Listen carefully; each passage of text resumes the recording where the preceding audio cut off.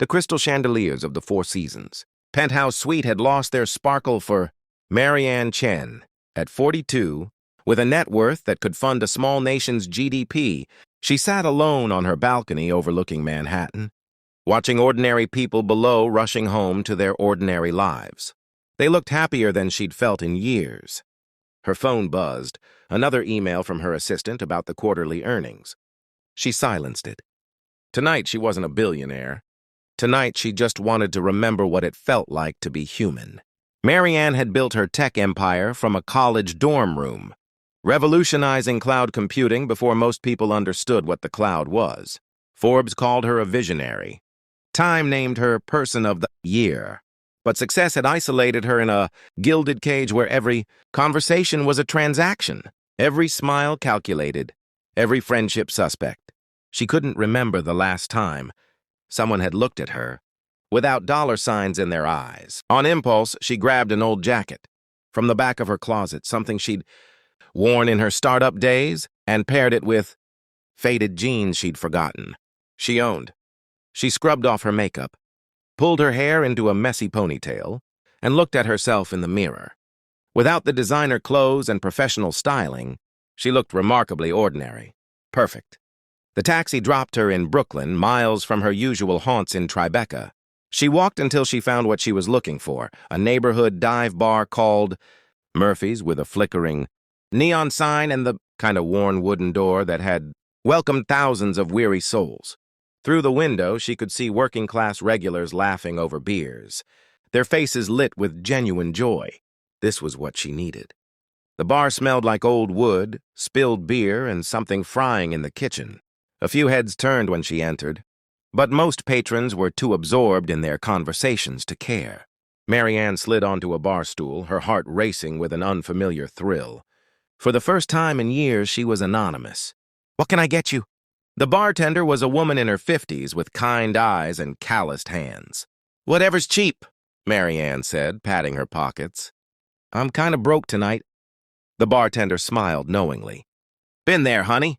First one's on the house." She poured a draft beer and slid it across the bar. "Rough day?" Marianne nodded, surprised by the sudden lump in her throat. When was the last time someone had offered her something without expecting anything in return? You could say that. "Sometimes I feel like I'm just invisible, you know? Like I don't matter." "Everyone matters," came a voice beside her. An elderly black man in a janitor's uniform was sitting 2 stools down, nursing a ginger ale. His name tag read Walter. Deep lines creased his face, but his eyes sparkled with warmth, even when it doesn't feel that way. Marianne turned to him, grateful for the kindness. "That's nice of you to say, but you don't know my situation. I'm nobody. I work these meaningless jobs, barely scraping by. What difference do I make?" Walter studied her for a long moment, and Marianne had the unsettling feeling he could see right through her disguise. "Can I tell you something?" he asked gently. She nodded, taking a sip of her beer. "I've been a janitor for 43 years, Walter began. "Started when I was 20, needed to support my mama after my father passed. People look right through me most days. I'm the guy who empties the trash, mops the floors, keeps things clean while everyone else does the important work." He chuckled softly. "But you know what I learned? There's no such thing as a small life." Marianne felt tears prickling her eyes. "How do you figure that?" "Last month, I was cleaning offices downtown, one of those big tech companies. Found a young programmer crying at his desk at 2 in the morning. Everyone else had gone home. Kid was about to quit, said he couldn't handle the pressure, felt like a failure. I sat with him, told him about the time I almost gave up too, listened to his troubles, made him laugh with some old stories. You know what happened?" "What?" 2 weeks later, his team launched some project that's apparently going to help millions of people. He sent a card to the cleaning company asking them to find me. Said if I hadn't been there that night, he would have walked away from everything. Now his work is changing lives, and all I did was show up and care. Marianne's hands trembled around her beer glass. She remembered that launch. It was one of her company's subsidiaries.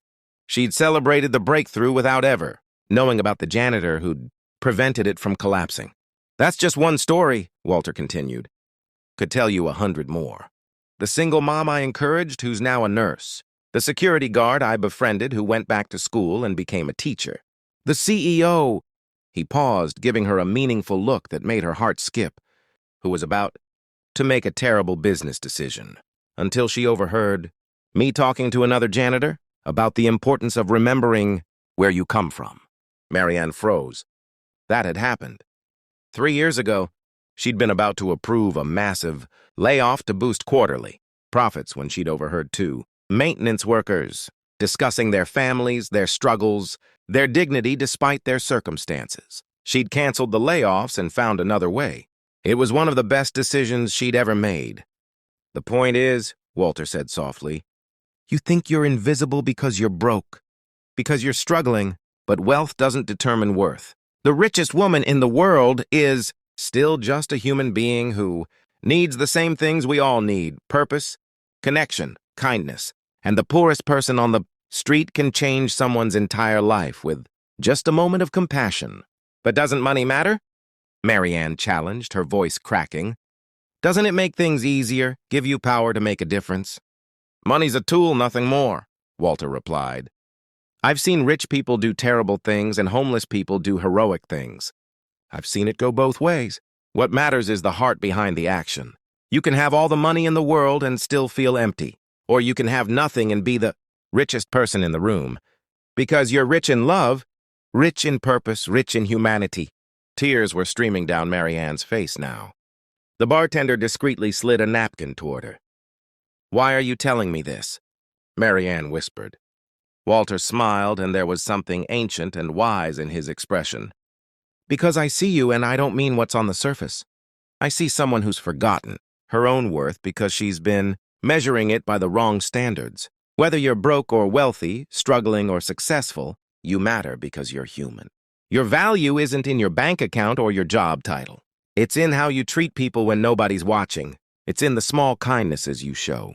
It's in whether you use whatever you have, time, money, a listening ear, to lift others up. Marianne couldn't speak. This janitor had seen through her pretense immediately and, instead of calling her out, had given her the most valuable gift anyone had offered in years. Truth spoken with love. I'm not who I said I was, she finally managed. I know, Walter said gently. Recognized you the moment you walked in. I clean your offices on Thursday nights, he smiled. But tonight you weren't playing dress-up to mock people. You were searching for something real. So I gave you something real. Marianne laughed through her tears. I wanted to feel what normal people feel. To be treated like I mattered for who I am, not what I have. And now you know, Walter said. Everyone in this bar matters. The bartender working double shifts to save for her daughter's college. The construction worker in the corner who volunteers at the food bank every Sunday. The waitress who's writing a novel in her spare time. And yes, even the billionaire who forgot that her money is meaningless if she's forgotten how to be human. Something shifted in Marianne's chest, a weight she'd carried for years suddenly lifting. She reached into her jacket and pulled out a card, placing it on the bar. Walter, I want to start a foundation.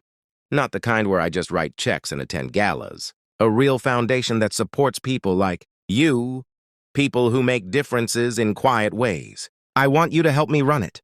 Walter shook his head slowly. I appreciate that, Ms. Chen, but I don't need a fancy position. I'm right where I'm supposed to be. What I'd suggest is this. Take that impulse and let it change how you run your business. Treat every employee like they matter. Pay fair wages. Create opportunities. Be present. Use your wealth to remind other wealthy people that money should serve humanity, not the other way around. Marianne nodded, understanding flooding through her. She'd been searching for meaning in all the wrong places, thinking she needed to escape her wealth to find authenticity. But Walter had shown her that authenticity came from within, regardless of circumstances. She paid for everyone's drinks that night, anonymously, through the bartender. As she left Murphy's bar, she turned back one last time. Walter raised his ginger ale in a quiet toast, and she understood. She'd come seeking invisibility, but found visibility in the truest sense. Someone had seen her, really seen her, and reminded her of a simple, profound truth.